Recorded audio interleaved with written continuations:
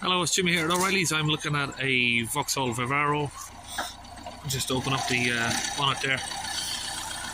This is the engine. It's one of these newer engines.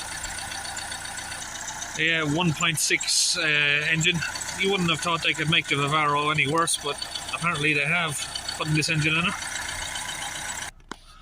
Okay, we've got all sorts of messages. Let's just switch it off and start it back up so we can have a look. When you start it up, you got a whole host of different errors here coming up. Well, we did have check anti-pollution system. There is others. It's taking us time. We've got a whole host of different errors there coming up anyway. Some people do like these vans, Vauxhall Vivaro. Me, myself, I personally do not like them. I'd say they're, in my opinion, one of the worst vans to buy, but that is just my opinion. Obviously some people would say otherwise.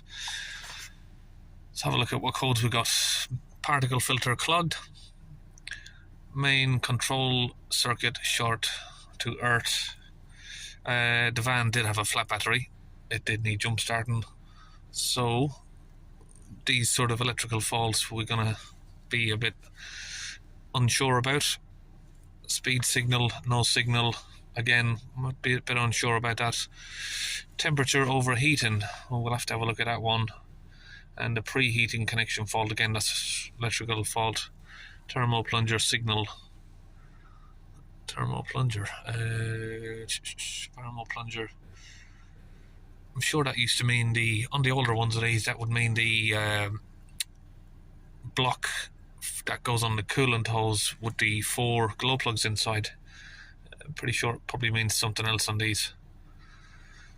Right, so we've got the codes here that we're looking at. I think what I'm going to do is clear these and take it for a drive and have a look at what's going on.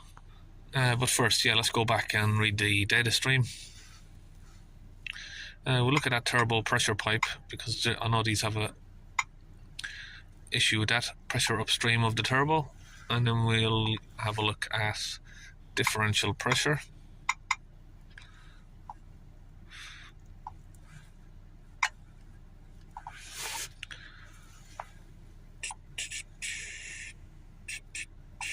Okay, we got 37 on idle there.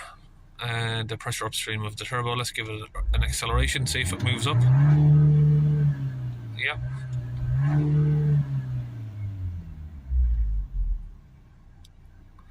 So the turbo pressure sensor there, that is working.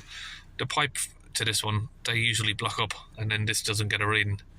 The particle filter is blocked. 38 on idle there is quite high. So what you'd be looking at for this one is under 10 on idle and maximum of about 80 to 100 when you accelerate it up to about 3000 revs. Ideally you'd like to see it around about 50, but like maximum of 100. What else have we got? I have to go back and remind myself. So we got, yeah, the speed signal. We'll have a look at that on live data, and the preheating. So you can see there that the speed signal is working. So I'm going to go with clearing the fault memory for a moment, see what actually clears, and after a test drive what comes back.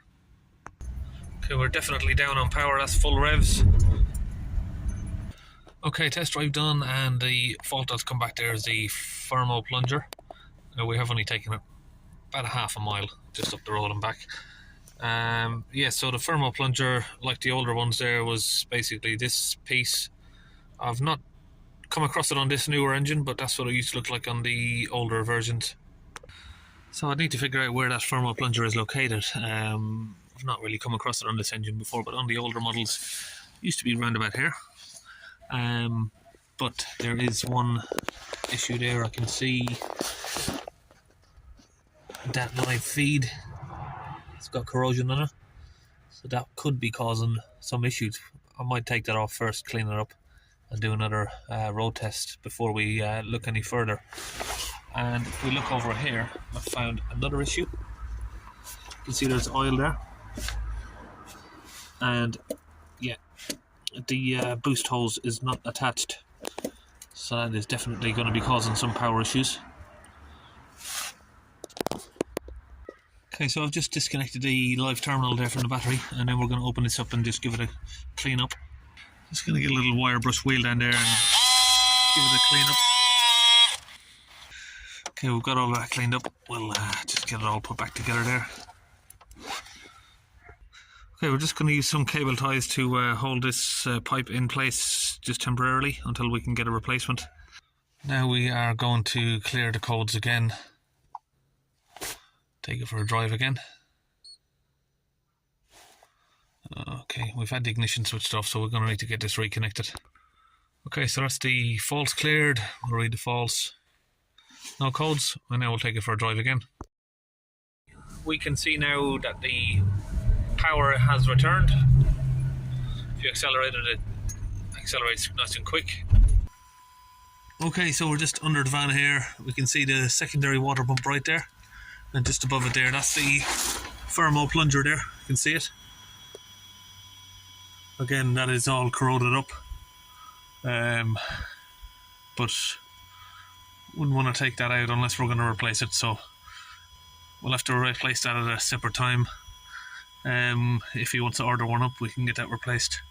But that is the unit there. You can see there both shocks on the front of this van. They're leaking on this side. And it's leaking from the gearbox, and you got oil leaks or some sort of brake fluid leak all around the front here as well, passenger side. Okay, so we're going to move on to the DPF cleaning, and we're using the Launch DPF cleaning fluid there, and that's hooked up with the Launch UK DPF cleaning gun. Okay, we're just underneath the vehicle here. We can see just up here we have the DPF. And if we come back along here, we'll follow these pipes, brings you back up to the DPF pressure sensor just under there. Now we're going to just remove one of these and get the cleaning gun attached to it. Okay, so we just removed the holes there. We can now get the gun attached up to that. So we just got it attached in there, we just press it in. Now we can just squeeze the trigger on the gun. We'll get some fluid sprayed in there. That's just going directly up there through the hose, and that's going to the front hose, which goes before the DPF. Then you got the second one after there. So you can see this hose runs before the DPF, and then we've got the second one that runs here after the DPF. It's just a better angle there. So you got the DPF here, first sensor, and the second sensor after sensor is over here. So the post and pre DPF pressure sensor. So pressure sensor itself is just up there. And if you look at the exhaust, once we start spraying it in, you'll see some steam coming out.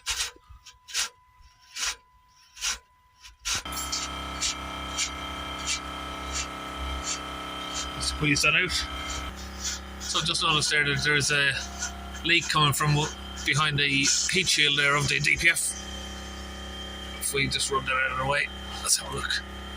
You can see there, it's not coming from this sensor, it's making its way out from beneath this.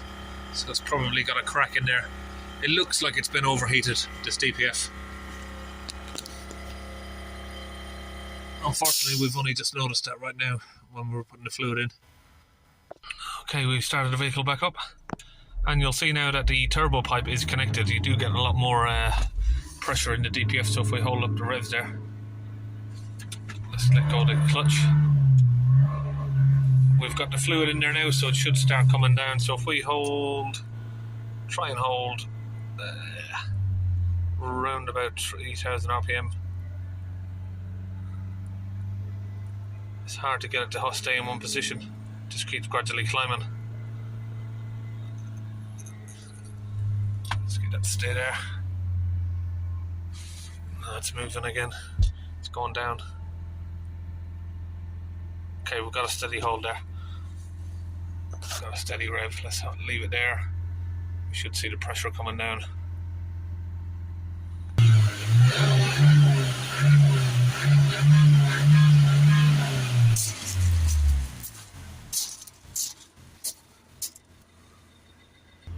Okay, we've got that rev steady there in the same position. We are now on 50.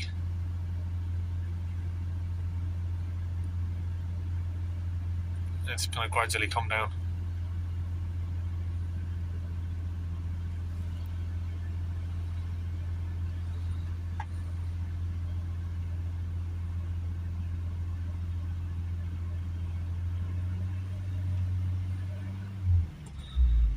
And let's let it idle. So we've got about 6 on idle at the minute.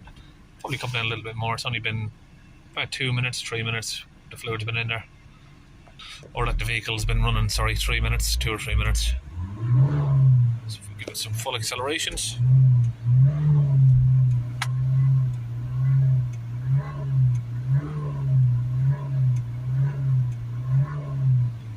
So instead of getting up around 350, we're now getting sort of 60, 70 range on full acceleration. That's jumping it up around 4 to 4.5 hour or 1000 RPM. We'll let it idle down.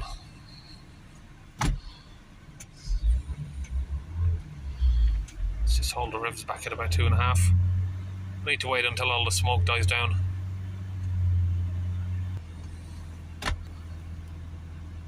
Down to about 23, 24 there.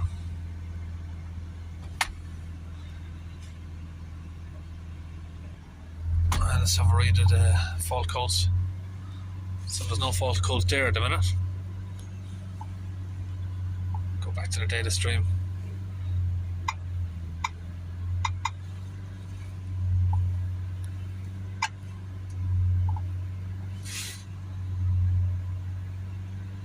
So the only message comes up now is to check the stop and start. So I think it needs a new battery. Obviously, of course, it did need jump starting. That is the service light down there, so it's overdue a service. So in means of the cause of this happening for the DPF getting blocked on this van is going to be down to that boost hose that came off. Once that comes off, you're going to lose boost pressure and you're going to trigger off getting your DPF blocked. The thermal plunger I'm going to recommend replacing, and that pipe. So we need that boost pipe and we need that thermal plunger replaced and a new battery. And then yeah, we'll do that maybe on another video if we get called back here to do it. Okay, so the customer has tried to call Vauxhall about the replacement boost hose down there, and they're saying it might be a 6-week wait. So do not judge me for the repair, but this is what the customer wanted to do himself, and I've just let him to do that himself if he's wanted to do it. Drill a little 6mm hole or a 4mm hole, is that 4mm hole or whatever, and put a self-tapping screw in it. Now the pipe is not going to go anywhere.